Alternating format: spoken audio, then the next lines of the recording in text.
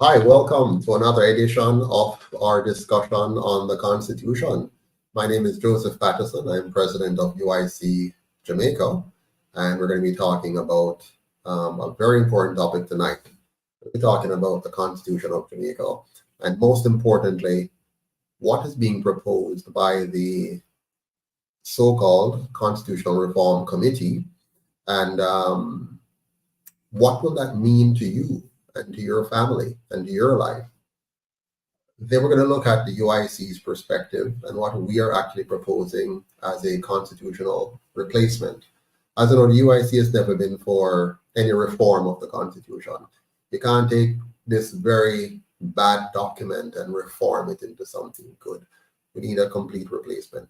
But I'm getting ahead of myself. We're going to dig into it and go step by step. We're going to try to make sure that you understand all the important elements of this proposed change to our Constitution, and to listen to your questions, respond to your questions, and make sure we cover all the pieces, right? So our objective is to look at how we got where we are today, what the government is trying to do now, and what the UIC proposes as the correct course of action. But before we get started, please do me a big favor: like, subscribe, and share, and then type in the comment box so I know. Just type UIC for Unity so I know that you have done it, that you have liked the what we're doing tonight, that you have subscribed already, and that you're sharing it with your family and friends. As you know, the UIC is not normally given any airtime on regular traditional media, so we're truly depending on you to help us do that. All right, so let's get right into it. I'm supposed to have some guests on tonight from different perspectives. We're going to have Mr. Ailey McHale, who has done some work on a document. He calls it the We the People Constitution for Jamaica. So we're going to get his thoughts and feedback on what we're proposing here. The UIC has always been talking about we the people, and we've been pushing for real constitutional change, not the plaything that we're used to hearing about. We're also going to have Mr. Lloyd D'Aguilar on, I think, from the anti-corruption movement. I think he has some, thoughts on the matter as well. And then there's a gentleman, Mr. Greg Miller, I think his name is. He wanted to kind of challenge me on some things that I've said in the public space. So we're going to allow him to have some time to share with us as well.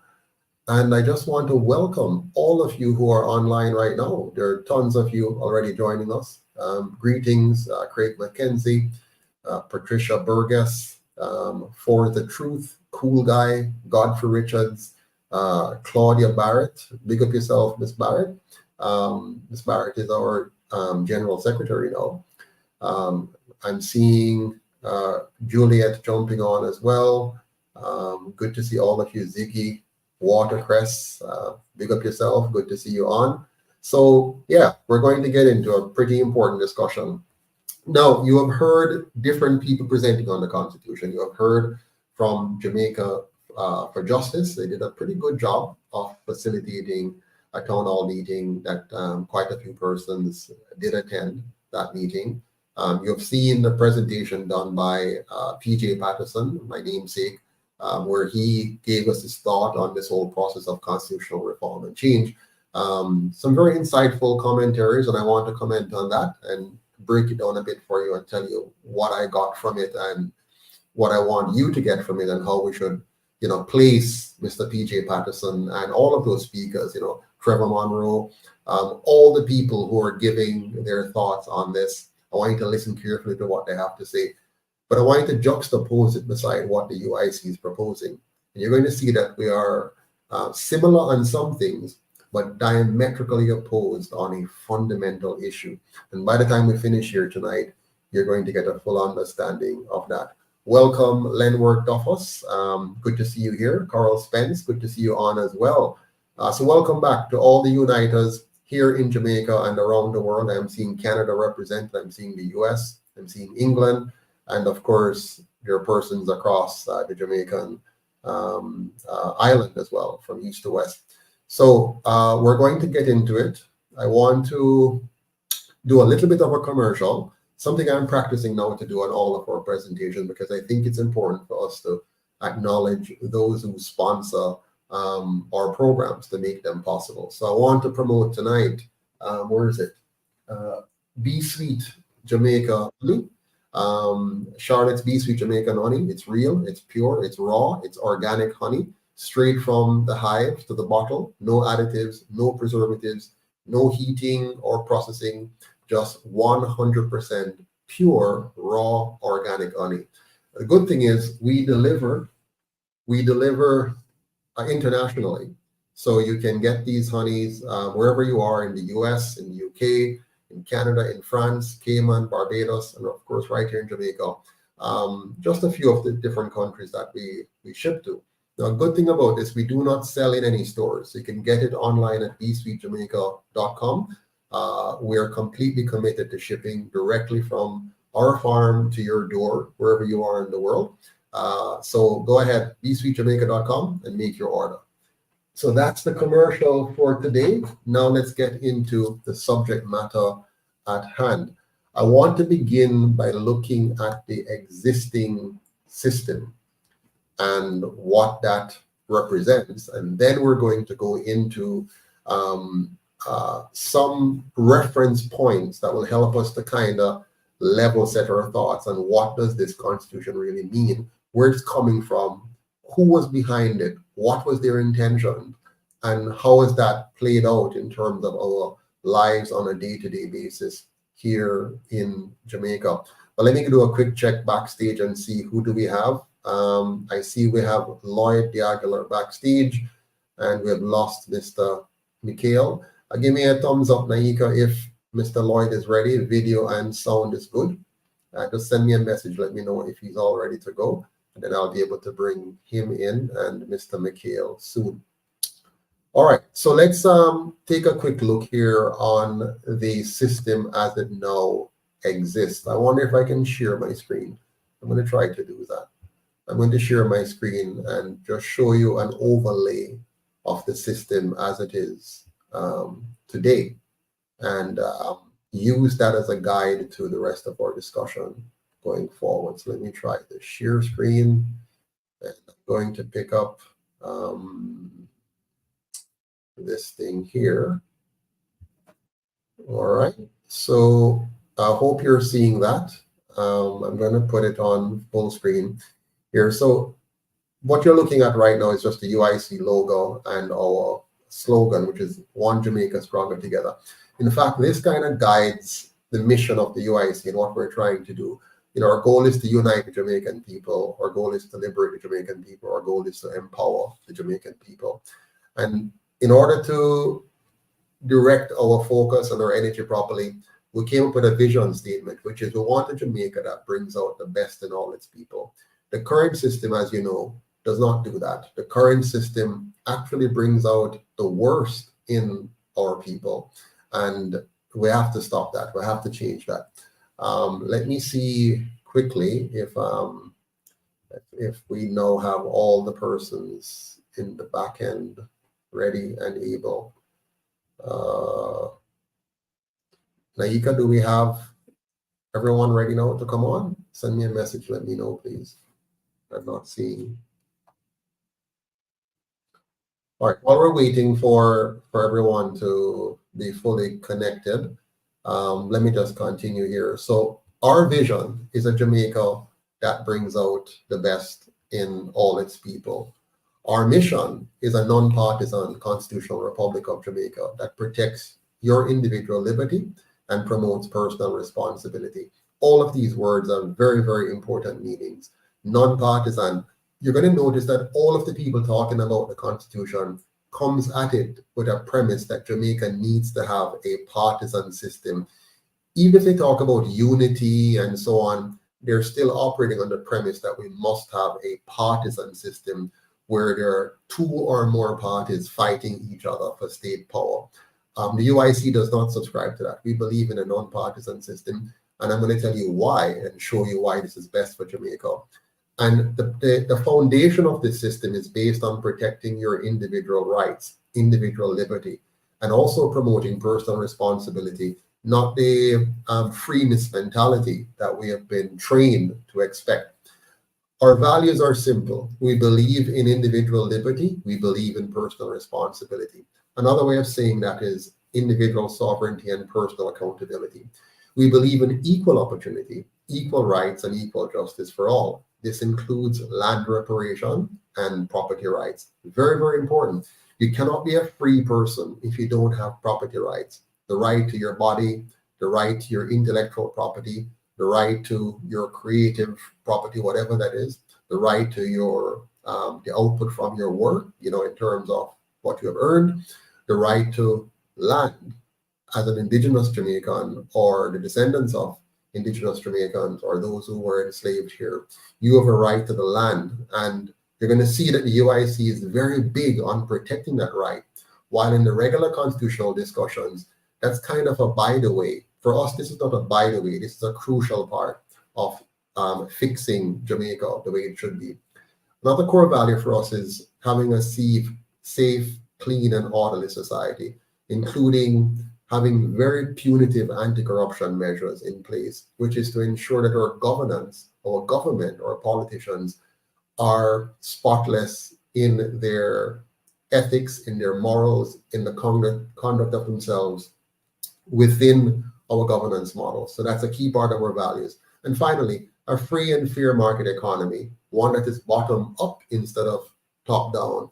We don't subscribe to trickle-down economics. We believe in a free and fair market economy where people are free to choose and that the system is not skewed against one or the other. So, of course, we're against anything which denies you the freedom to choose and the market that allows you to produce and share what you want freely and openly. We have a pledge that we say in the UIC, which encapsulates where we're going with the country generally. The pledge is very simple. It says, as one who loves my life, my liberty, and the right to earn, own, and freely enjoy my property, I pledge to respect and help to protect the life, liberty, and property rights of all others, to do my part in helping my fellow citizens create a safe, clean, and orderly society where all may live, earn, and retire with dignity in true liberty. One where unprovoked force and fraud are abolished from all human relationships, so that we may finally become one Jamaica, united, strong, and free. Our philosophy speaks to this. We believe it's the right of every human being to be free. Therefore, the only moral justification of government is to protect the life, the liberty, and property rights of every citizen equally. Good governance, therefore, is the protection of individual liberty and property rights, the promotion of personal responsibility, and the provision of a safe, clean, and orderly society. Protecting our individual liberty and property rights is the only sure foundation of a truly peaceful and prosperous nation. In other words, after all the hoopla and the talk and the ceremonial versus executive president or impeachment or not, or fixed election dates or not, your constitution must be grounded in fully protecting your rights, even from the government and from an unjust court. So we have to be very careful that we don't get carried away with all the other pieces of the constitutional talk and forget to truly protect our individual sovereignty as well as our collective sovereignty. So now look at the system as it now exists. In the current system that we're operating under, this is what it looks like. At the very top, still to this day, are the colonial masters. They set and they enforce global agendas to enrich themselves at the expense of the rest of the world. That's the current lay of the land, and we should never lose sight of this. So we're not just talking about little Jamaica and our local politicians. We have to guard ourselves from the impact, the influence, the plans, the tricks, the agenda of a more globalized order, which has clear objectives that they want to meet, whether it's population control or control over mineral rights or control over geographies, or to institute certain ideas and philosophies or certain social orders or certain lifestyles. We have to be aware of these attempts, these organized bodies globally and with agents locally that will try to influence us in one direction or another. So our constitution must not only guard us from our local politicians who may go astray. We have to ensure it guards us from the international community as well. So at the very top of that structure that we're in are those who are the colonial masters, I call them, the big powers. And they don't have to be old-time colonials. It could be more modern and recent colonials. They could be economic colonizers, like some countries that have evolved in recent years to become dominant players. All of these work through the private sector organization of Jamaica and through the two colonial parties that we have come to know. They work through these avenues. They worked with them. We have leaders from or people from each of these parties who go to meetings, global meetings. We have young people in them who are sent for training overseas in different institutions and organizations, and they come back with these ideas embedded in them because we're not free thinkers. We haven't learned how to think for ourselves. We just kind of copy and adopt whatever others tell us. And so we have to be careful of this very powerful body that is called the PSOJ in Jamaica. They control these two political parties. They fund them, and therefore they have significant influence over them. And as far as they're concerned, they don't care which of the two wins because they're always in control. Now, if the web is spread a little farther, you look left and right, you see the mainstream media is also a part of this control mechanism. So the mainstream media, they're controlled by the colonial masters. They're controlled by the PSOJ oligarchs. For example, if these powers want the media to sell you a particular story, that's all you're going to hear on the radio, on the television. They're going to repeat the same words, the same phrases, the same ideas. If they want to attack certain people and bring them down, that's what will happen. If they want to elevate certain people and make you, admiring them and feeling that they should be listened to, that's what they're going to do. So you have to be careful about the mainstream media and recognize that what they're feeding you is content which is designed for certain objectives. So you must question the content and question where you're being led. The same is true on social media. At first, it was supposed to be this free space, but over time, it is a highly controlled mechanism that decides who will be heard more. So for example, if they want you to hear trash more, you'll get more trash. If they want you to think that a particular person is bad, you will get that. So you have to be careful also of social media and what you're being fed. All of this comes together to achieve three basic objectives. One, division. Keep us divided. Divide by race, divide by color, divide by gender, divide by sexual orientation, divide by anything they can find, religion. Their goal is to divide. And through this division, they can create all forms of distraction. Forgive the spelling error. And this distraction allows them now to, behind the scene, exploit us, extract our wealth from us, allow our government or get our government to grant them massive amount of lands, to extract our minerals, destroy our soil, destroy our farming, destroy our ecology, poison our water, and make our people cancerous. And they will do this in beautiful ways with lovely advertisements, nice pronouncement, and they will use statesmen and women. You'll have powerful speakers, persons who are highly credentialed, pedigreed individuals who will be their sales agents, and they'll come in our midst as former prime ministers, as intellectuals, university professors, and they will sow the seeds of division or help with the distraction, give us the fake promises, create fake oppositions, controlled opposition, give us fake options, fool us into thinking that we're voting for options, while they, the colonial masters, the PSOJ oligarchs, and the politically connected gets to extract our wealth from us. This now is the Constitution of Jamaica as it now exists. this is what it looks like right now. The monarchy of England is at the top. The voters are below. They're given the freedom to vote, they're told, but their choices are controlled by the moneyed interest. No ordinary Jamaican can easily successfully run for office because it takes a lot of money, because the system is designed to be money-centric.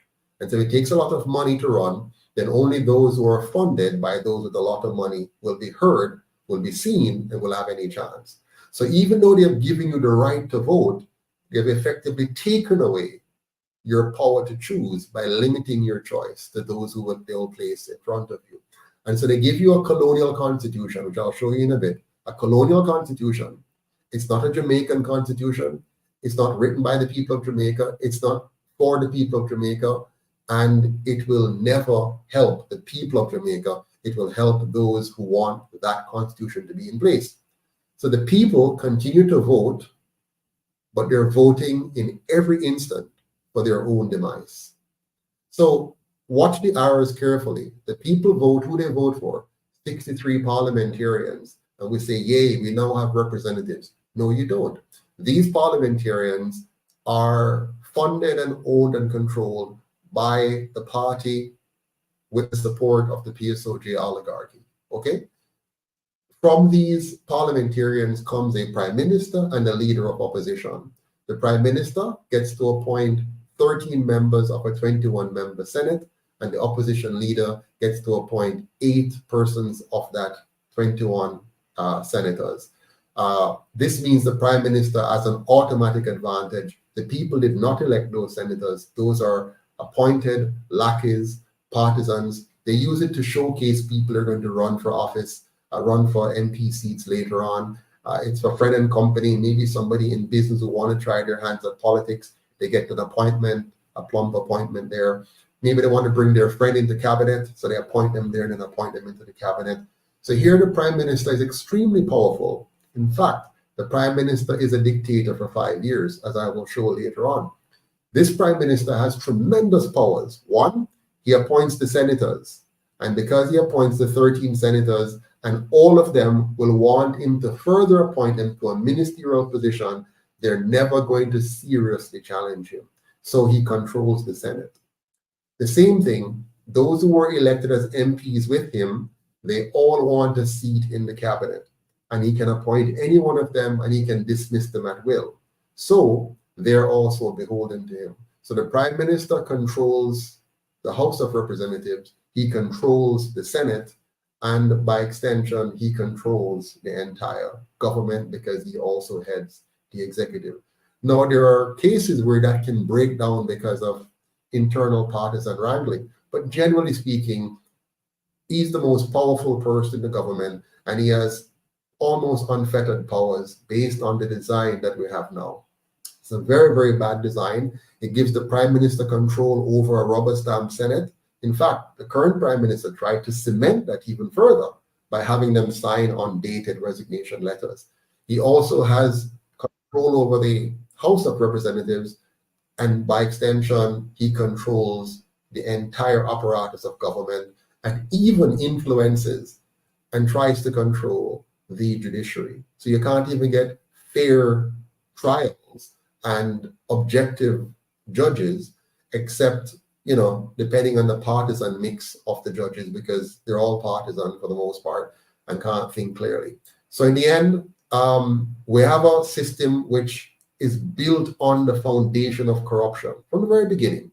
Corruption. Now, let me get my guests in and have them share their thoughts on what they have just heard. And, we begin the conversation here. So who can we bring in now? Is everybody ready? Miss Williams, can you bring them in for me? Miss Williams? All right, here we go. Haile McHale, welcome. Who else do we have? Give thanks. Thanks be to God for having us, you know. Wonderful. Yes. Welcome, Haile McHale.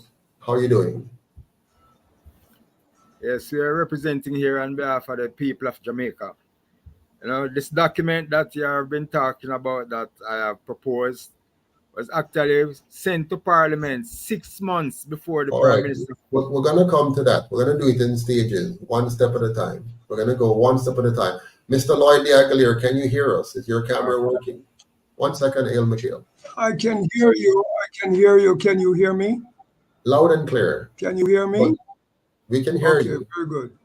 Wonderful. All All right, right. before I come to you here, let's just look what we have in the comment section. Chuli says, how do I contribute to your channel? Like, share, and subscribe, Chuli. And you can also go on our website at uicjamaica.com if you want to donate. Another person says, you are a Canadian citizen. You will not have success in Jamaica. You're a dictator. You mash up the UIC. And if you don't step down as president, UIC will not be successful. Thank you for your comment, Andre. Much appreciated. Another person, LOL TV, the next PM of Jamaica. And then Craig McKenzie asked, does Singapore have a non-partisan system of government? No, Singapore doesn't have a non-partisan system. What Singapore has is they were likewise colonized by the British. And when the British left, they tried to impose on them, like they did with us, a constitution. Lee Kuan Yew immediately changed that constitution to his version of a republic. So they do not have the monarchy as part of their constitution. And they do have a parliamentary system, but they allocate spaces in theirs for independent candidates and all that kind of stuff. So they have a different, structure that they have selected, which it's not the one we're proposing. Ours goes beyond and does more than what they have proposed. Juliet says, this is the UIC, the Education Party for Jamaica. Vote UIC. Thank you, Juliet. Albert Thea says, I think that they should change the old constitution. We need a new one. Totally agree.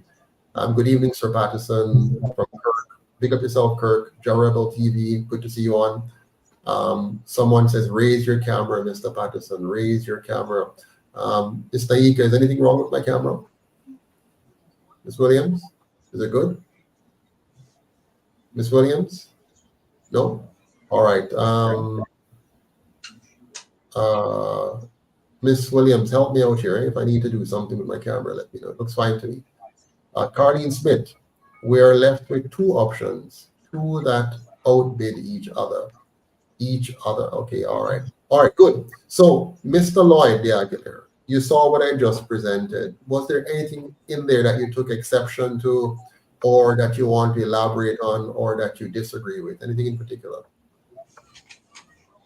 Well, let me just say that I was back and forth trying to sort out this video part of the broadcast. So I heard you generally speaking, Right. But the topic here has to do with the Constitution, the fact that Jamaica is on the verge of becoming a republic, and they're having a big discussion about changing the Constitution to reflect becoming a republic. As far as I'm concerned, the proposed constitutional change is very superficial. It doesn't address the real issue. Mr. Lloyd, we're coming to that. We're going step by step. We're going to get to a phase where we're going to look at the recommendations that they have put forward, and we're going to challenge those. So we're coming there. So just bear with me and follow along with the process. I wanted to get your take on what was said earlier. If you have nothing to say on that, that's fine. Let's hear Mr. Ale McHale. Do you have any thoughts on what you've heard so far? Ale McHale?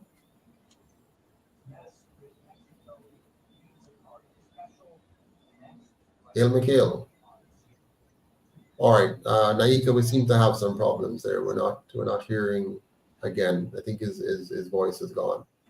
Mr.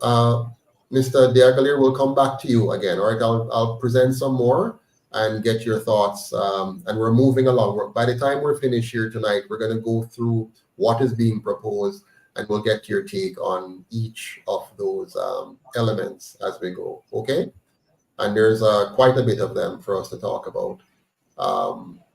there. But let me continue for now, for the sake of time here. All right. So, my friends, you've seen the outline which I presented of what exists now.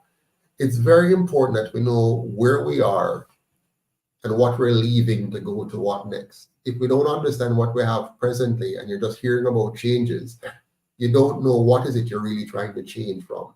This is what we're trying to change from.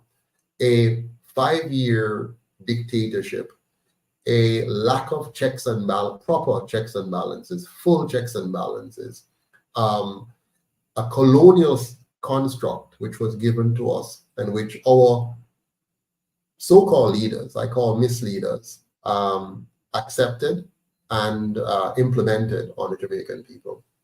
Now, what the UIC is proposing is completely different in terms of its impact on the Jamaican people. We're proposing that Jamaica's new constitution focuses on the rule of law. So the constitution replaces the monarch. The constitution is a document that will reflect the will of the people at the most rudimentary level, meaning protecting the interest of the smallest element of society, which is the individual, by having objective laws enshrined in a constitution that fully protects every single individual from every other individual and from any other collective of individual, even from, and most importantly, from the government. So it's a constitution based on the rule of law, which is embedded in the citizen being sovereign. You see that next blue box? Every citizen is sovereign. So again, I told you, we're starting from a premise, a very important premise.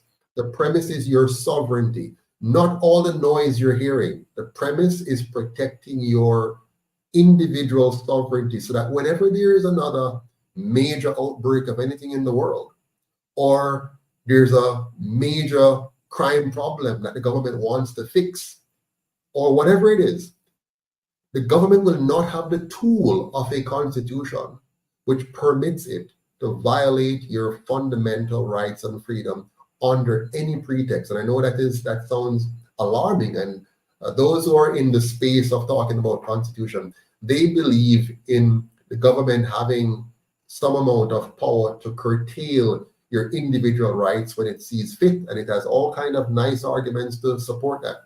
We do not support that. We want your fundamental rights to be protected at all times, and does not give the Prime Minister or the Governor General or a president or the courts to deny you those fundamental rights. Now, a key part of having a system that works very well is one that does not encourage division, one that does not give the rich and powerful more say than the average citizen, one that protects your electoral system from being overtaken by any special interest group. And so embedded in our system of electoral politics is to ensure we have a 100% publicly funded campaign financing system. What this means is that you'll now have an electoral system where parties may exist, but the system doesn't do anything special for parties. All the system sees is an individual who raises his hand and says, I would like to represent my community or constituency or run for president or whatever it is. It sees the individual, it doesn't see the party. And what it does, it says, here are some objective criteria that you must meet. And if you meet those objective criteria, you are entitled to the same access to newspaper, radio, television, internet, town hall meetings, and debates like anybody else. And nobody else is going to be able to draw on funds from their own pockets or from the rich and powerful to fund their campaign and drown you out, or to dominate the space because they have access to more money than you. If you're running, let's say in my constituency of Northeast St. Elizabeth, I and you and any other candidates would have the very same platform, will be able to speak through the newspaper, speak through the radio, speak through the television, speak through the internet, speak through the town hall meetings, speak through the debates to the constituents in question, and neither of us would have any special or exceptional access except in our own ability to effectively communicate what we want to say. That's all. So all candidates would receive the same public funding to access and reach the constituents, to share their thoughts and ideas. And the constituents will now be able to hear from all sides and from all candidates and then make their decisions. Out of that system, we have 4 sets of elections happening. We have an election for the parishes. Every parish elects 1 senator that's going to sit in the Senate. The nation elects a president. The counties elects 3 vice presidents. And the communities elects their community representatives to be a part of this new Congress instead of a parliament. Now, why have we done this? Look carefully what is happening here. Your senators are going to be looking at things from a parochial standpoint. How will this law, how will this budget, how will this policy affect my parish? So the senator will come to the table thinking about and looking at the interest of his or her parish. And the senator, because he's not funded by big business and controlled by big business, the senator will have to focus on the needs of his or her constituents, because it's only them him can go to. Him don't have any special help from the private sector organization pumping a few billions into his campaign, while another more meaningful candidate who has lots to offer but doesn't have that breed of money would not be able to compete. That's gone. He's now on a level playing field with anyone else who wants to run to represent that parish. The president, nationally, same thing. He or she will be placed on a platform with all the other presidential candidates, but he or she will be elected nationally. So they have to have a global and national perspective and bring to the table great executive experience and abilities to say that they can manage the executive function of our government.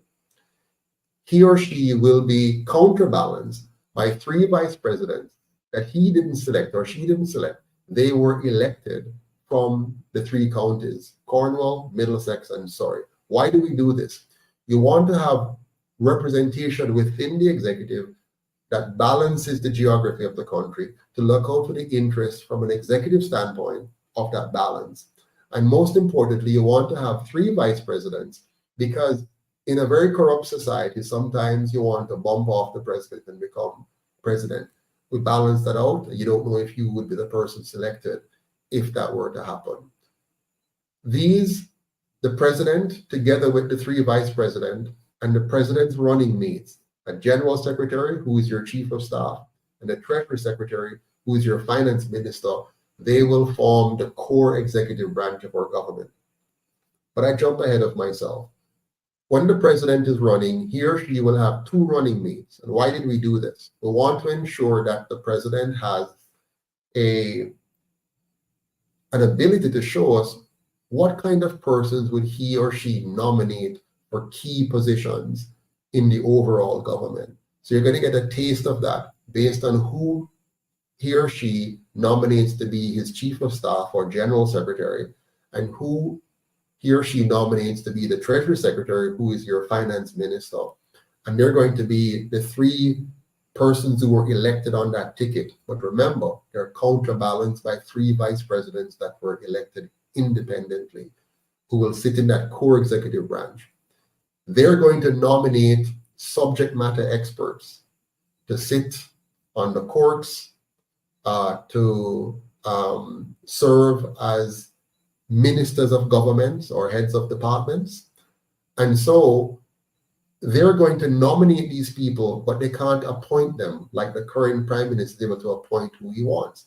The president, with this team of 6, will nominate qualified and competent persons based on the law that says they must be qualified in the subject areas or closely matched to be able to serve. The Senate will then vet these people publicly, so we the people can see and hear from them and about them, and have a body that is committed to digging into their backgrounds and everything.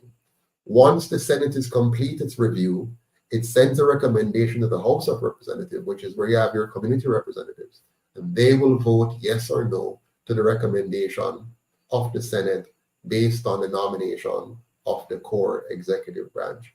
This will ensure you have quality, qualified, competent persons heading our various departments of government, and that we have qualified and competent independent judges sitting in our courts and enforcing our constitution. Let me hear now quickly from Mr. Lloyd de Aguilar, if he's still there. I'm not seeing him. Oh, we lost him. Ailey McHale, your thoughts on this, please, if you can. Not sure if you can hear me. We seem to be having some real difficulties here with persons. Ailey McHale, were you able to follow? Again, nothing. We can't hear him at all. I see Audrey Woody on. Audrey, you want to share your thoughts? Audrey? Okay, help me here, Naika. I'm not hearing anybody. All right, so while we're waiting for the technical pieces to be worked out, let me hear from the audience and see what you're seeing here online so far.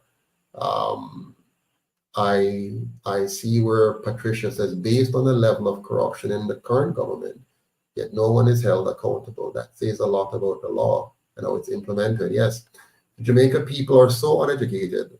They only love mix-up.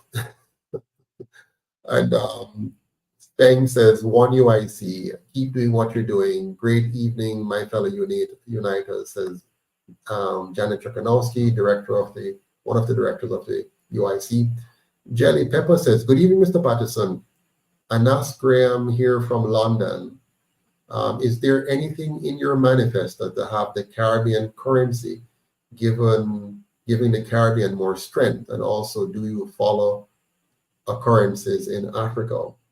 All right, that's a very big question that I could answer in a very detailed way. But let me say this: we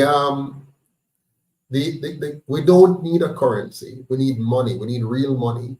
And so what we have in Jamaica and across the Caribbean are simply currencies which, boy, I wish I had time. They're fiat currencies which do not preserve and protect your purchasing power. So what the UIC will be doing is we're going to ensure Jamaica has real money, which is backed by the productivity of the people, which protects their purchasing power over time. So you can actually earn, $100 at the beginning of your work life, and it's worth $100 at the end of your work life. Yeah, in summary. All right. And I do follow what's happening in Africa. Like recently, the South African elections, I was pretty much on top of that. Following what is happening in the coalition that they've now formed with the DA party, which is the white nationalist party, and so on. So I've been following that and other areas. Yeah. Claudia Barrett says, I have been following the UIC for 2 years. Mr. Patterson, stand firm in the message he brings. I volunteered. Why don't you? Together we're stronger. Wonderful. Juliet says, all of Jamaica people needs to come together for a better Jamaica. Jody Ann says, what if they are to lie to us in a public setting? Is it a case they'd be held accountable? Jody, I'm not sure what you're referring to specifically. But in the UIC model that I'm explaining so far, everyone will be held accountable by virtue of having a system that has proper checks and balances. Right now, the parliamentarians get to cover for each other from the same party, and the two parties tend to restrain themselves somewhat because they don't want to fully expose each other either. So you have all of that going on. I see Mr. Duff is on. Mr. Duff, you wanted to say something, sir? I'm just joining, so I wouldn't be able to fill in. I'll just listen on until I can No react. problem. I'll bring you in again when I go through the next piece. All right. I see here, ask the bus driver says cannot connect. Okay, cannot. Okay. Mr. Patterson has a manifesto that has the plan for a better Jamaica. Yes. Okay, good. Seeing that. All right. So let me, and Naika, you have to tell me when the other parties are able to communicate, and if they want to, because so far it's not, they're not able to communicate. Let me push this back a little bit here. All right. So what I've done so far was to explain to you, and I was explaining to you that very important element of the UIC system. But let me change gears for a little bit. I want now to talk about the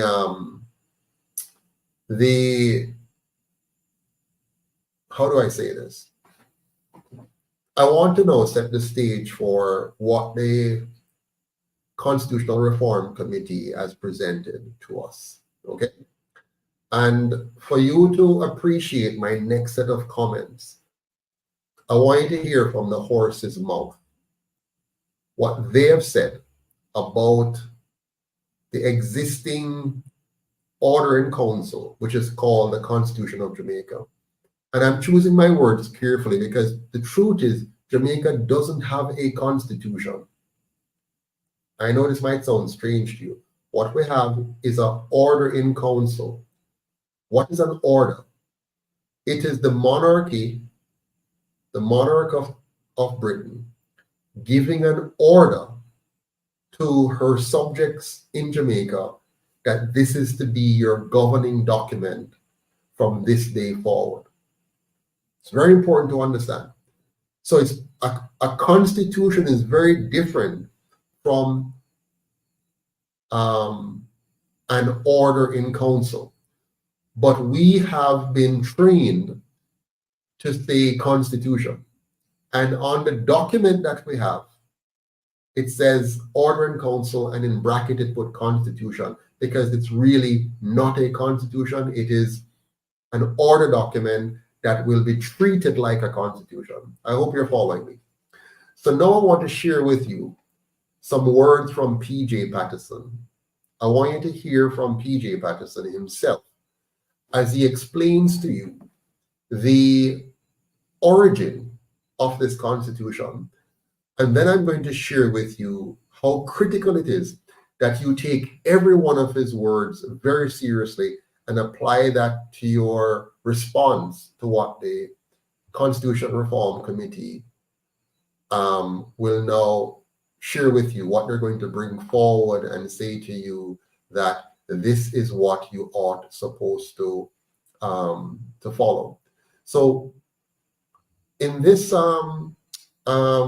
excerpt from the recent Reason with Patterson, Prime Minister Patterson, at the 2111 mark, he's going to tell you that how they left the Federation, the Caribbean Federation, the West Indian Federation, and embarked upon the formation of the Constitution. And then he's going to explain to you how Bustamante and Norman Manley influenced that process, what role the colonial office played in that process from his vantage point. You're going to hear the very words of Bustamante as to how he feels about the Queen of England at the time. And Norman Manley, you're going to hear how he led the process of making this document the one that Jamaica follows, and what he did to ensure that we do not deviate too far, if any at all, from what they have concocted for us. And I'm going to show you the level of disdain and disregard they had for the actual people of Jamaica while preparing a document that is supposed to be the Constitution of Jamaica. I'm going to show you from these excerpts how they have entrenched corruption in Jamaica. And corruption is not just what you see in the basics of them stealing money. It's even corrupting the minds of the Jamaican people, corrupting our thinking, corrupting our processes, corrupting our governance. And by corruption, for example, if you inject something that undermines the development of a people, their mental development, that in itself is corruption. So at the 2111 mark, let's listen to Mr. Patterson here, PJ Patterson. I'm going to go to the 2111 mark and begin this, to listen to him. Listen carefully. A referendum.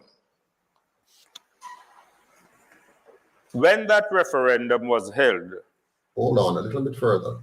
of Sir Alexander Bustamante walking towards meeting day and Norman Manley's decision to announce his intention to hold, I'm going back. you will soon see it will all come to naught. I didn't understand what he meant. But that night, on his return to Kingston, he announced that the Labour Party, which he led, would be mounting a campaign to leave the Federation. That resulted in a meeting of the cabinet the following day and Norman Manley's decision to announce his intention to hold a referendum. When that referendum was held by a majority of 40,000 persons, the people decided that Jamaica should go on its own. Following that, a resolution of the House, moved by the Premier, established what was a joint committee to prepare proposals for an independent Jamaica. Please remember that by then, Jamaica had attained what was called full self-government in the Constitution of 1959. And even for some matters that were reserved, like external policy, Norman Manley had found a way of getting around it. So, for instance, we had imposed a ban on goods from South Africa, and we had also required visas for persons entering from South Africa. After deliberations, the Joint Committee took the decision that Jamaica would be a constitutional monarchy with a bicameral legislature. Stop it there. Now, did you hear that? So the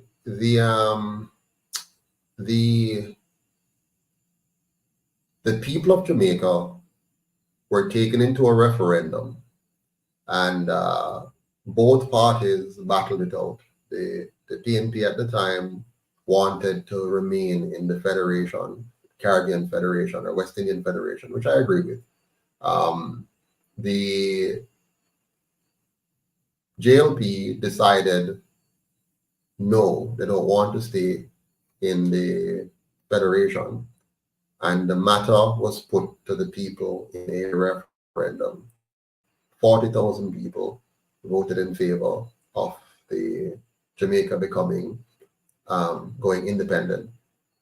Both parties then agreed to put together a committee, and the first thing that committee recommended is that Jamaica would be a constitutional monarchy, and they set out to go to England with that premise that we, the leaders of the people of Jamaica, we, the representative of the people of Jamaica, our first act, our first decision is that we want to ensure that Jamaica stays with the monarchy at all costs. We're not even going to discuss, we're not going with any other premise. Our first, we the leaders of Jamaica are going with the premise that Jamaica is supposed to be under the monarchy, even though we're talking now about independence. We want Jamaica to remain under the monarchy, and they call it a nice fancy word, a constitutional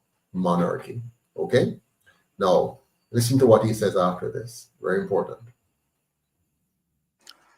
And that decision determined the contours and the framework of the draft constitution, and delegations proceeded from two sides to London to conclude the new Jamaican constitution. I was privileged to have an insider's view of everything that was taking place. In fact, I was required on my way to LSE to stop at the hotel to find what would be going on for the day, and to stop on my way home when they had returned from Lancaster House to learn what had transpired. And when there were receptions and Bustamante and his delegation were present, Buster would say to me, "My cousin gave me hell today." Or when things went his way, he would say, "My cousin was as brilliant as no one else could be today." The Jamaican Constitution was the first of its kind. And among other things, By the way, that's not true. It's not the first of its kind. The African countries that got independence before had very similar constitution, but I think he's probably misunderstanding something there. Continue. it created the position of the leader of the opposition and vested that holder with certain specific duties and functions. So this is where they're entrenching the partisan politics and the two-party by ensuring that they put a place there for both of them to occupy and run the country as a two-party system. But it's skillfully done, and even presented as a very nice thing, and it's a beautiful thing, and so on. I think you have to understand the context in which those negotiations were taking place. Norman Manley was the premier. Bustamante had just won the referendum. There was no compulsory requirement for an election to be held, although Bustamante was demanding it. And therefore, both were negotiating a constitution when neither knew who was going to be the prime minister and who would be losing and therefore ending up as leader of the opposition. And that is fundamental to any understanding of how the Constitution was designed. So they created a Senate, 13-8, regardless of what was the majority in the House of Representatives, and entrenched certain provisions which could only be changed if you got at least one vote from the opposition side in the Senate. The leader of the opposition was also vested with the right to be consulted on certain critical appointments. And I'm going to have to say a word more about what consultations mean and what it doesn't mean. Bustamante was heard to say very soon, I have to consult, but I don't have to get agreement. And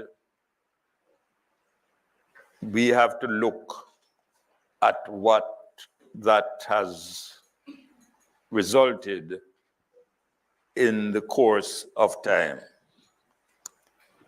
There were some issues that had to be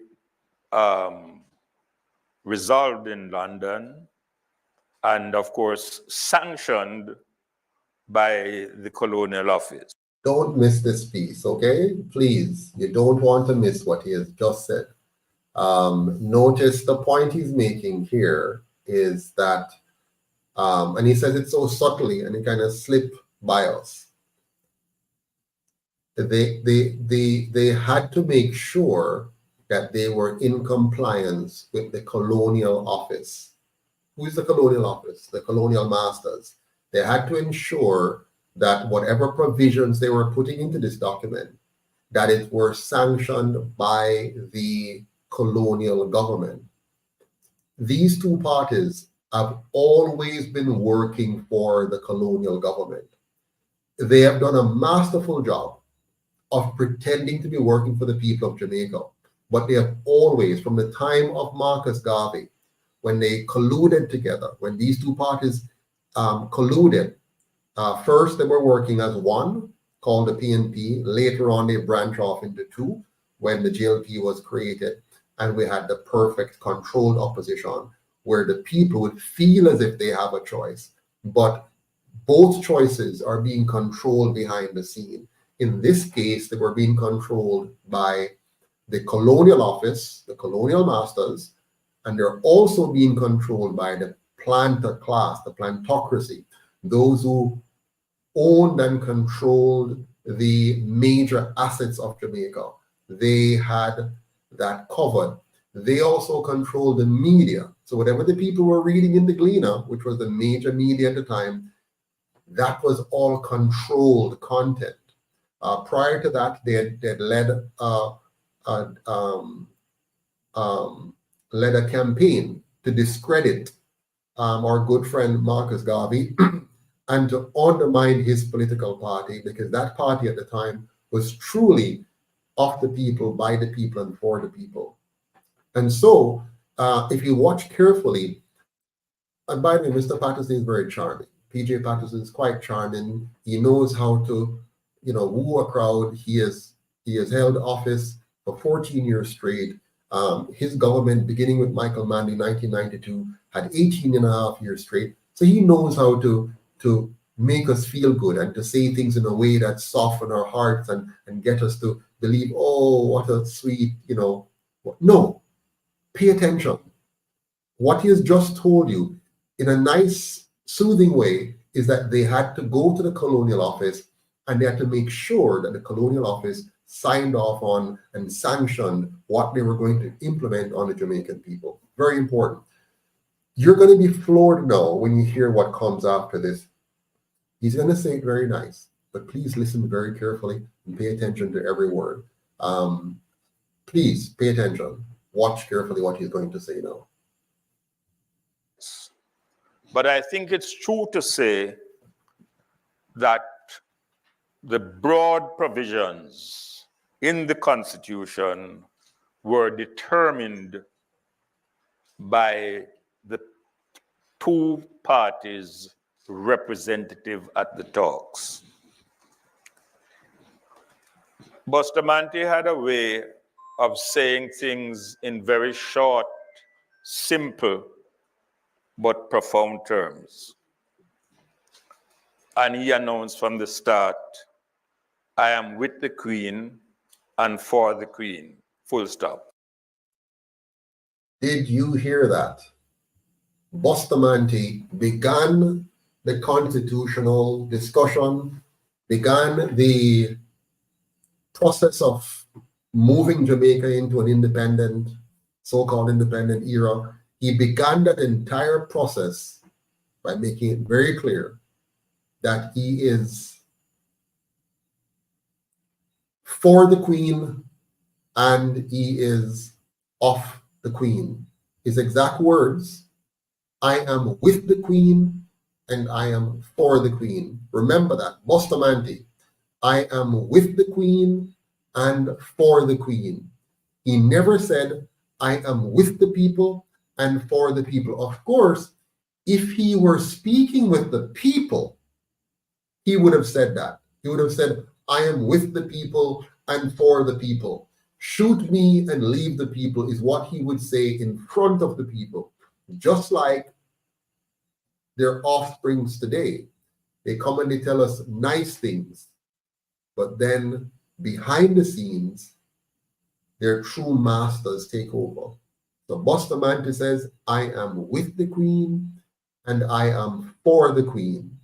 Now let's see if Norman Manley has a different idea. Did he have a different viewpoint? Let's see what Norman Manley had to say. He then left it to his delegation.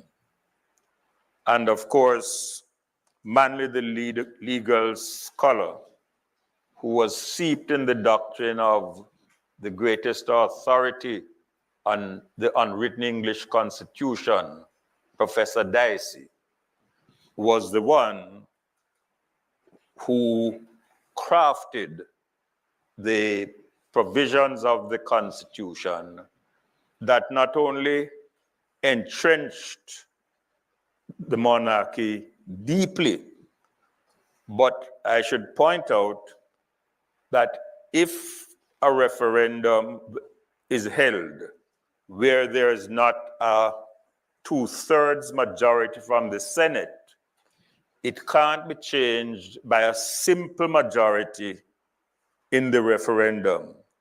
It has to be done by 2/3 majority in the referendum. Let me pause there and explain to you what you have just heard. So, Bustamante made it very clear that he is with the Queen and he is for the Queen. So his entire premise of our Constitution is to protect the interest of the Queen. Bustamante, the leader, the founder of the Jamaica Labour Party, the visionary behind the Jamaica Labour Party, the heart and soul of the Jamaica Party, the man that many Jamaicans says, I will follow Bustamante until I die. He said, I am with the Queen and I am for the Queen. And argument done. That's how I want this Constitution to be. It must be reflecting that I, Bustamante, am with the Queen and for the Queen, and I want a Constitution that will do that. And his cousin now, Norman Manley, who was well-educated, a Rhodes Scholar that went to Jamaica College, got a scholarship to go to England, studied law in England, and come back to help his poor people in Jamaica, or so we would like to be told.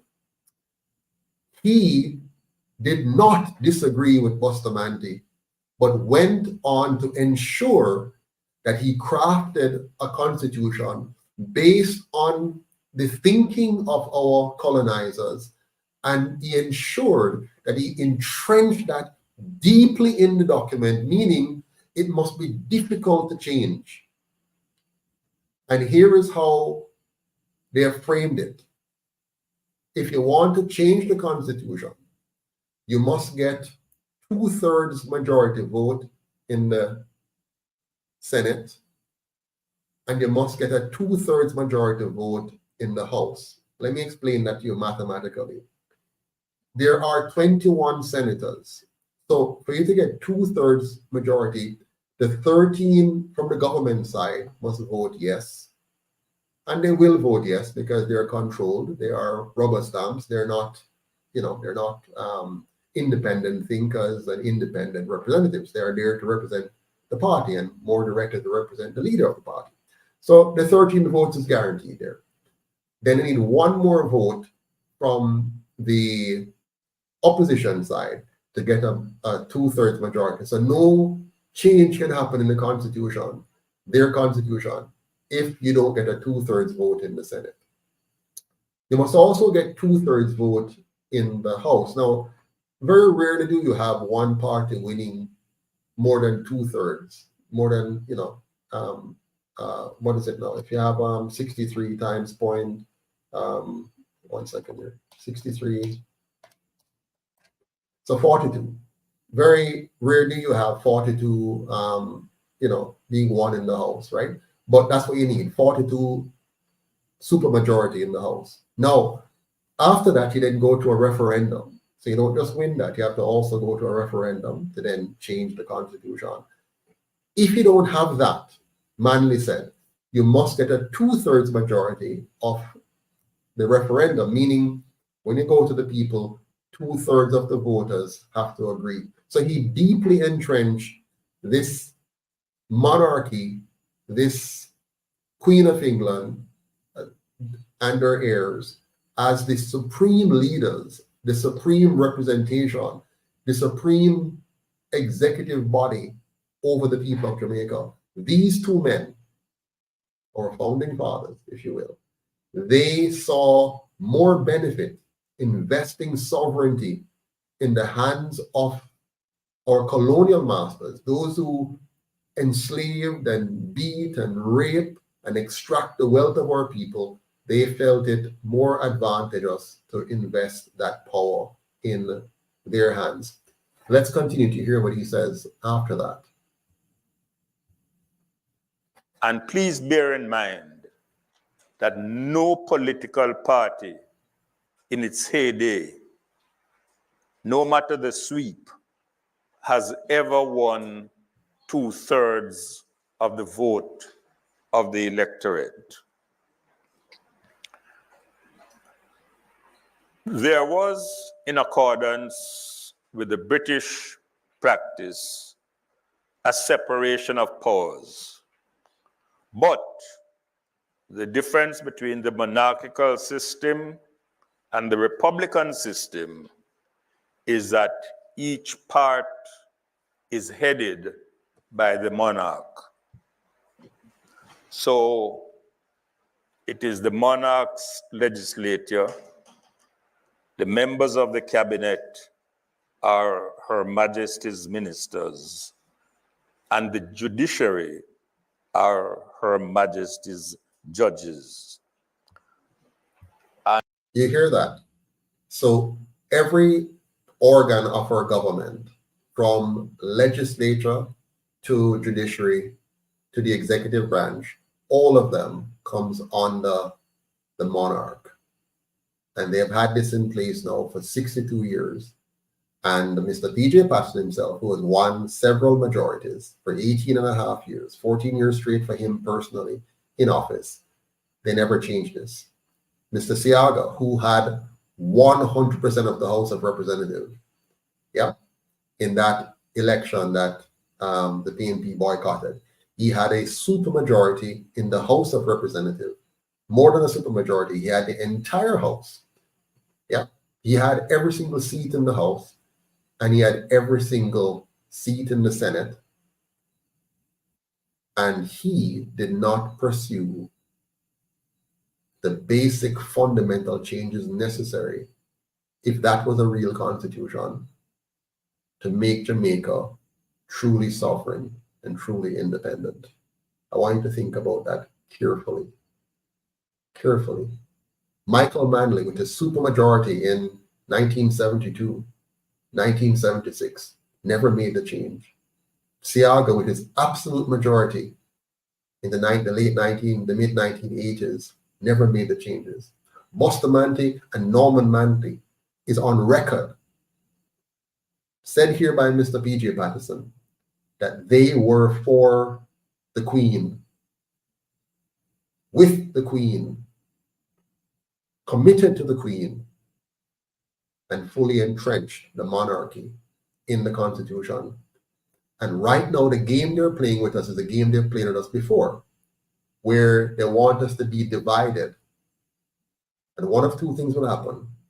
either we will go along with the foolishness that they're doing and vote yes to a referendum to have them implement this fake republic, which will not be a real republic, which means that the old system remain with a new paint job on the front. Or we vote no and keep in its entirety the system that Norman Manley and Buster Manley love. So either way, whether we vote for their fake republic or vote no and keep the old monarchical system, they will win. No change. And I'm talking about real change, substantive change. Yes, if you go the new republic way, you're going to now not say you're under the monarchy, but her system will remain. And the substance of that system will remain. And we will still be governed by bad governance. And we will still have the bad outcomes that we have. And we will still be milked by them. I hope you're following me clearly. Let's continue. And that is why cases, criminal cases, are brought either Regina versus Adijah Palmer or Rex, as it now is, against Storm Campbell. There were some issues like the prerogative of mercy, which resides in the monarch. In Britain, it is exercised by ministerial advice. After a very long debate, they decided that it would be done by a privy council appointed by the Governor General after. Yeah, I think we can actually stop there now in terms of his dissertation on how we evolved into the Constitution that we currently have. But what you have seen so far, if you were paying close attention, is that we have a Constitution that was always the intention of our political misleaders to keep us directly under and connected with the monarchy and to maintain a partisan system of politics that would divide us, give us the impression of choice, and would allow us to switch back and forth between them while allowing the system, the system of theft that is behind the scenes to continue unabated. Mr. Duff, did you want to chime in? Look like you want to say something. Yeah, you know, it's it's amazing when you get the time to really listen to his speech, because what a you know, I'm almost lost for words to describe what they actually did, because you know, in 2024, you know, they are still doing what most of us actually know or feel, but was wondering how was this possible. But having you know taking the time now to hear it and listen and let it actually absorb into, you can see how it was done. Mm-hmm. So going forward, I mean, we have to be really, really, really, you know, lost our marbles in order to continue with such a system. Yeah, and the funny thing is, they may just succeed, because remember, you know, the way you control a people, right? Back in slavery, you use three things: you use fear, you use ignorance, and you use poverty. Fear, ignorance, and poverty, the three things you need to keep people in slavery. So the Jamaican people, most Jamaicans, are fearful of getting involved in politics, right? For various reasons. They're fearful of speaking out. They're fearful of standing up because they don't want what was done to me, for example, to be done to them. So they're fearful. Then many Jamaicans, the vast majority of Jamaicans, are ignorant, meaning, and I'm not saying this in a derogatory way. Of course not. No, I understand. The system was designed to make sure you don't know what's going on. you only see surface things. You see what's on the surface, and you say, "Oh, surface, that's not." But what's really going on behind the scene, like what I'm breaking down now for you, to make sure you don't understand any of that. So sometimes you hear a nice presentation like Mr. Patterson coming on, PJ Patterson, and he will sound nice and, you know, statesman and whatever. And you say, oh, what a wonderful presentation. But what is really going on here? So you're ignorant. And then they make sure that the majority of us are poor. What does that mean? When you're poor, you're always just trying to make ends meet. You have no time to pay attention to this in any detailed way, no time to get involved in fighting for your rights. You just leave it up to them. You leave it up to PJ Patterson, Edward Seaga, Michael Manley, Portia Simpson, just like how they left it up to Norman Manley and Buster Manley and thought, here are these two half-white men, or three-quarter white, or whatever they were. They're fighting for us. Buster is fighting for it. Norman is fighting for it. Yay! Not realizing that somehow, somewhere, it's all a facade. It's all a trick. Now, I want to move on by saying this. This was the last part of Mr.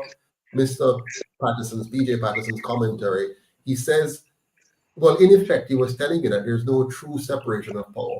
The monarchy was made head over all branches of our government and was further entrenched by Norman Manley's actions.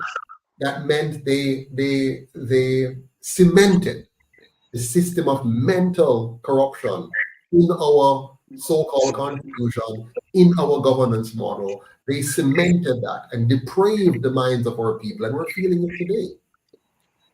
And there is actually a little, a little candlelight at the end of this. Yeah. And it's, even though the ignorance is now blatant, during the past, and it has proven in history, that this breeds violence. Oh, of course, it does. So if you look back at history globally, that is why we had a civil war in the United States. That is why we had a civil war throughout Europe. That is why we are currently having civil war in, the Eastern Asia. Mm-hmm. It is because they understood clearly now what is at stake and when. So in spite, they actually, planted this thing for the only opportunity you have left, just like when, we were enslaved. Yes. You cannot go to the master's, quarters and ask to be released, even though they will trick us into a false release. So absolutely. What else is going to be? So no one should be surprised at the next options that will be transpired in 2024. Mm-hmm. Mm-hmm. Well, and the truth of the matter is, right now, the people of Jamaica, fortunately, at this moment, they're distrusting of the government, which is very good. They've learned to distrust the government. The problem is they're falling for the trick again. So they're distrusting the government. More so, they're distrusting Andrew Michael Holness. And they're developing animosity and anger towards him, not the system. Thank you. And what they're about to do is to do exactly what the system was designed to do. The system was designed so that when you get angry and upset with what's happening, you turn to the controlled opposition prepared for you. For you, right.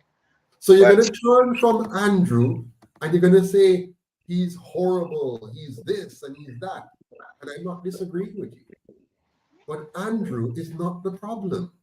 True. Andrew is a symptom. It's like when you get a headache, the headache is not the problem. The headache is a symptom of something wrong.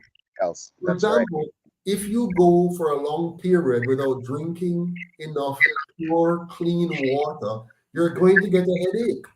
Right. Now, is the solution to go and take an aspirin or a pill from one of the pharmaceutical companies, which numbs you to the headache, right, but leaves the problem intact. Right. The problem remains in place, And you're actually hurting yourself because you've taken a pill to stop your natural body from telling you that there is a problem that you need to fix. And the problem is you have not drank enough water. So you need to go and drink water. But instead you have taken a pill. Now the pill you're about to take is called Mark Golden or whoever else they put as leader and the PNP. They're always going to give you a nice new shiny face. When you're tired of Andrew, they will give you Christopher Tufton or they'll give you another one, whoever, doesn't matter. When you're tired of Mark, they'll give you Lisa Anna or whoever, whatever it takes to win. When you were tired of PJ, they gave you Portia. That's right. When you were tired of Eddie, they gave you Bruce. Right. So they're always going to give you a new face, but it's like putting lipstick on a pig. It's still a pig. That's right. And so what they've done, they've gotten us. Look at us now. We're angry. We want to get rid of Andrew so bad. We're going to simply vote for the alternative that they have presented to you. Now, we, the UIC, have presented you an alternative, but you don't want the UIC. Why? The UIC is asking you not just for your vote, the UIC is asking you for your brain. Brain to think. That's They right. want you to think. They want you to become aware. They want you to say, hold on a second, what on? So the PSOJ own them two party up. And the PSOJ use them two party up to trick way up. So we now have to own our own party. How do you own your own party? You have to join it. You have to volunteer in it. You have to donate in it. And then you have to go and vote for it and get other people to vote for it. True. So you have to do work now. But you don't want the work. You want freeness. You want a free party to come exist. Now one will eventually come. When the people finally get tired of the two, the PSOJ will fund another party for you. Right. And they will bring up another one like myself. They'll bring somebody who will borrow my words, borrow my ideas, and feed it to you and get you to vote for them and then put you right back to where you were before or worse. You follow me? Or worse. And then you're going to say, oh, you've been done with politics after you're, dissatisfied now. You'll say, I'm done with politics. But guess what? It doesn't matter. If only 30% of us vote, they still will control your government. If 70% of us don't vote, if 80% of us don't vote, they will still control the government, they'll control the police, they'll control the army, they'll control the economy, they'll control your education system, they will control you. Go ahead, Mr. Duff. I wanted to say something. Yes, the options that we have to realize and acknowledge is there is a choice. And the choice, like I said, it has proven throughout history that you either revolt and go forward with your choice that you truly believe in, and because you've already had the two options, and they failed you miserably for the last 100 years, 60 years. Now, do you really believe 1 more year or 5 more years going to make another difference? Those are some of the present, that the people have to get to understand or have available to them. Once they've acknowledged and see these things, they will make a profound choice, because it's limited now. There's absolutely no more choice. It's now your choice. Yeah. Well, the problem is the people have to understand that no choice given to them is going to be good for them. You see, yes. Let's go back in history. In 1834, we were given freedom. That's right. It was a fake freedom. So they gave you your freedom, but they withheld the land that was stolen from your ancestors. They withheld the wealth that was stolen from your ancestors' free labor, slave labor. And they withheld the knowledge that was beaten out of your ancestors. Because let me tell you something, if we had the knowledge of our ancestors, we would be able to heal ourselves with the natural herbs around us, but we have lost that. Right? That's right. Why have we lost it? Because they beat it out of we. That's right. They whip us, and they kept us away from knowledge. We couldn't read. We couldn't engage in study. We couldn't create freely. And when we do create, they took what we created and they patented it as theirs on the slave master's name. So John Newton or Mr. Patterson or Mr. Williams or whoever they were, they get the benefit of whatever little creation we could create as slaves. So don't forget, in 1834, and they've led us, our leaders have led us to worship and praise Emancipation Day instead of teaching us that it's a fake emancipation. That's It right. was not emancipation. It was not freedom. It was simply a way of coping with the fact that we were agitating. We were burning down the plantation.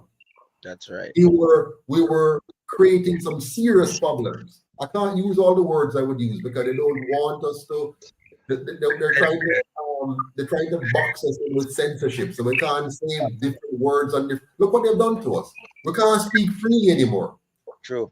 I was on a platform the other day and I said something about a person dying. No, you have to say unalive.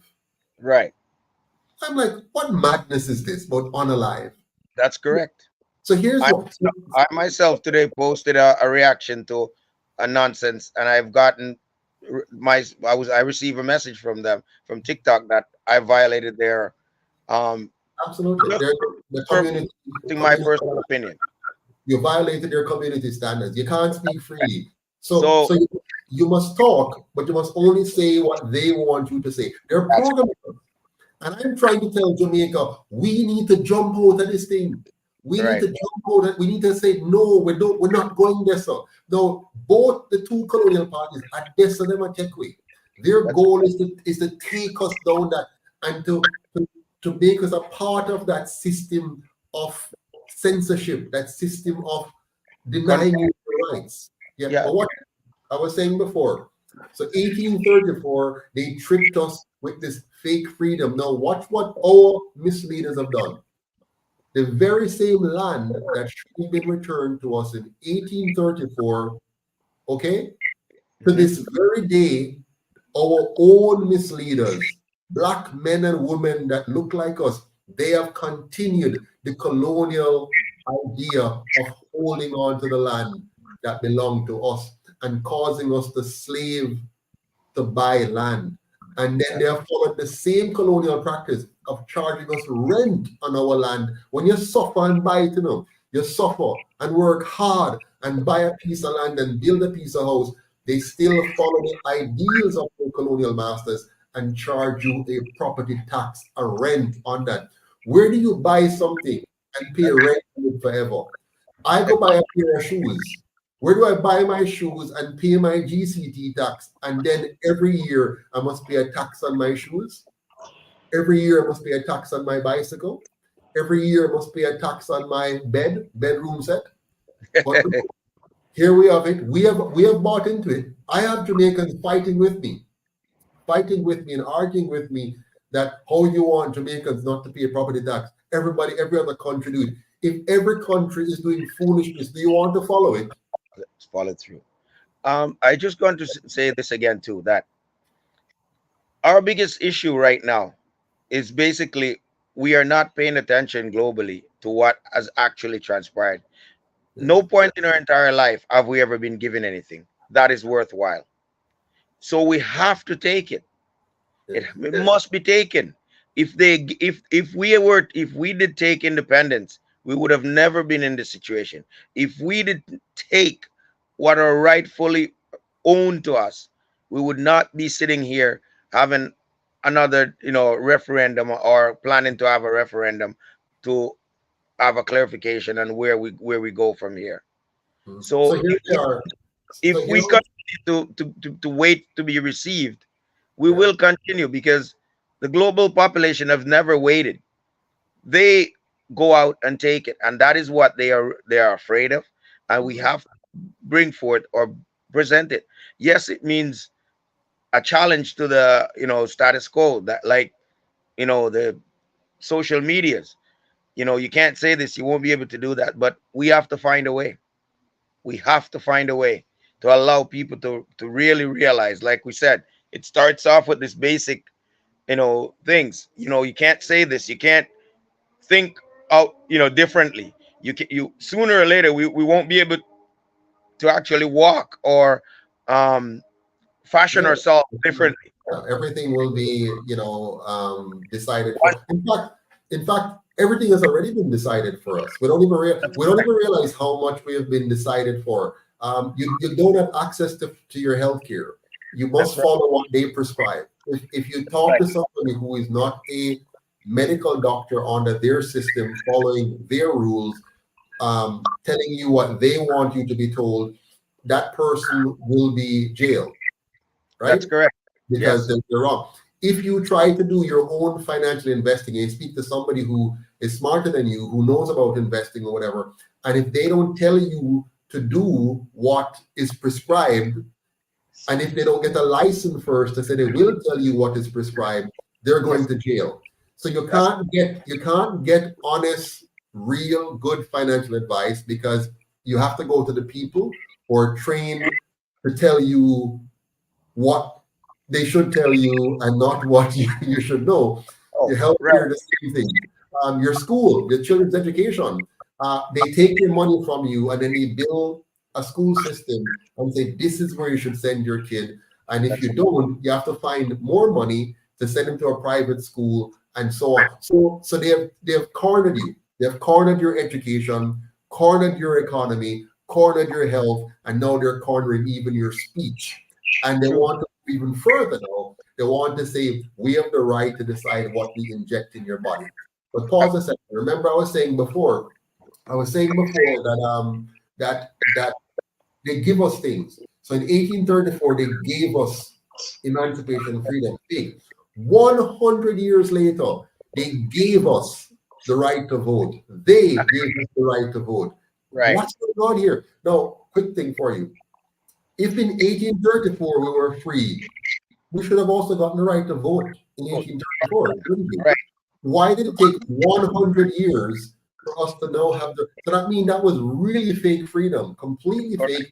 But our leaders, which politician, which of our leaders from 1944 to now, from Buster and Norman, to Michael and Siaga, to Bruce and Portia, to Andrew and Mark, which of them have ever had this kind of conversation with the Jamaican people and explain these things? Not a single one of them, because they're not working for you, they're working for somebody else. So in 1944, when they gave us the right to vote, it was a fake democracy because they still maintained a governor to control you just in case you decide wrong. And they also controlled the two parties. They made sure that they have those two parties in their back pocket to maintain the facade of democracy while working for the colonial powers. And so in 1944, therefore, that was a fake democracy. And then 18 years later, they gave us a fake independence. Why am I calling it fake? You saw Norman and Buster enshrined the monarchy on top of us. I noticed. Yeah, go ahead. Yeah, I noticed that in the 70s they were so adamant against communism, but yes, still we have lived under communism, and we are currently living under communism without the word communism used. When are people realize this? Because if we're being given and being told and being directed and being controlled, where is the democracy? Yeah, the whole process is to entrap us and to trick us. So so here we are now in 2024, fake freedom, fake democracy, fake independence, and now they want to give us a fake republic, maintaining the fake constitution by tinkering with a few things. Now, I have a full list of things now, which I want to share with you, where I'm going to go through the recommendations or the ideas that they're putting forward from the Electoral Commission of Jamaica, the Constitutional Reform Committee. I'm going to walk you through it's about, I have 30 individual proposals that they have that I'm going to rip to shreds in our presentation. I'm going to show you their true intentions. I'm going to show you what's really happening. But unfortunately, we're out of time. So what I'm going to do, I'm going to make sure that we have a part 2 to this next week. And I'm going to walk you through all 30, one by one, what they're proposing and what's wrong with it. And then I'm going to show you what we need to do to ensure we're not trapped again by these very evil people. It's sickening to think what they've done to us and what they're doing to us right now. So here's what you do for me. That's what we need. We need clear information for the Jamaican people, whether diaspora and locally. Everybody must be able to understand. We don't want it in format where we have to think too much. And it's not because we we don't want to think. It is because we have a very short period of time to get these information. So we have they know people are busy. Everybody's going to work. Everybody's going to work. Everybody's trying to put food on the table. They know. Listen, what should have happened, right? These guys run our school, right? Why weren't we from basic school to primary school to high school, and those of us who were lucky enough to go to college, why weren't we educated in the first 15 years of life? Why weren't we educated to fully understand this system of governance? They don't want us to. In fact, they used to have civics in school. And they took it out. And I'll tell you why they took it out. Now, the civics they were teaching us in school was fraudulent, okay? Because what it does, it gives you a superficial impression of the system. So it tells you nice things. Oh, we have a prime minister, we have a governor general, we have elections every 5 years, we have a bicameral parliament, senate, and just some basic rote knowledge. What I like and the way I have studied in my entire life, when I'm going to school, and my teachers will tell you this, go check any one of them, I never took the basic book knowledge. I questioned things. So my history teacher, my social study teacher will tell you, in class it was fun. It was fun for them in class because for me, I want to analyze what we're seeing here. I want to discuss what's happening here. Who are the different players? What are their motivations? What were they trying to achieve? What were the external forces? For example, if you study Jamaican history in the context of world history, it will blow your mind when you see how world history was dominating our local history. True. How what one president in the US was doing that impacted us. How a decision by Russia was impacting us. How an economic model employed in South Africa impacted us. How labor laws taken from one country and how it was implemented here. So I love to study things not just in their narrow, basic, surface level information. I like to study from cause to effect. What are the interplaying factors and how did they impact each? And so my high school years was fun because I never wasted time on just trying to pass exam. I focused on trying to understand the material for what it really is. When you then apply, for example, your knowledge of physics, chemistry, and biology to the human condition and the economy that they have to engage in and start to see the interplay. So the boundaries of the social sciences and the natural sciences starts to blur because you're looking at the interplay. For example, in Jamaica right now, most Jamaicans don't know this. Our population is declining. True. Why? Have you looked at why it's declining? How all of a sudden it's now declining? What has happened? I have studied all the different elements to make sure I see what's going on here. You can apply this to the political realm as well. All right, quick thing here, final comments online. It's for reasons such as this, the mainstream media doesn't invite him on their platform. I have volunteered, I'm donating, I'm spreading the good news. That there's hope through the UIC. Thank you so much, Ms. Barrett. Monica says, I think we have to approach the United Nations. No, Monica, you lose it there. So the United Nations has no interest in helping Jamaica. The United Nations is a part of the global agenda, which will strip us of our rights. They only talk about rights. You have to look beyond the surface, my friends. Don't be fooled by just the nice words they tell you. Look at their actions. Don't tell me you believe in all these rights that I must have, but then you would sponsor and participate in a process to rob me of my fundamental rights to movement, my fundamental rights to freedom of speech, my fundamental right to bodily autonomy and freedom of choice. The UN is a part of that structure that wishes to violate those rights while claiming they're for it. Just like how the two parties that you have trusted all these years tells you nice things at election times and then turn around and do the exact opposite or worse. So next week, Sunday, I will do part 2, and I will walk you through now what is the Constitutional Reform Committee proposing and what this will mean for you if we allow it to go through. And I'm going to tell you this. We must make sure that it fails. We must make sure that this new constitution does not go through. But don't get me wrong, we can't afford to keep the old one either. So That's what right. we're going to have to do, we have to mash down the lie. In fact, I'm going to show you something amazing next week. I'm going to show you why this current document, Order Council or Constitution, is actually fraudulent. And I'm not saying that in jest.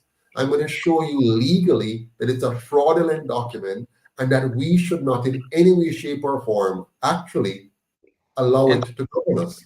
That's right. It is fraud. And this process that they're now going through is also fraudulent. Now, don't get me wrong. It is legal by their definition, but their foundational principle where they're starting out, the foundation of the Constitution, let me tell it to you. They are telling you that to change this Constitution, you need to get agreement among the two colonial parties, and then you must go to the Jamaican people and have a referendum. Let me ask you this.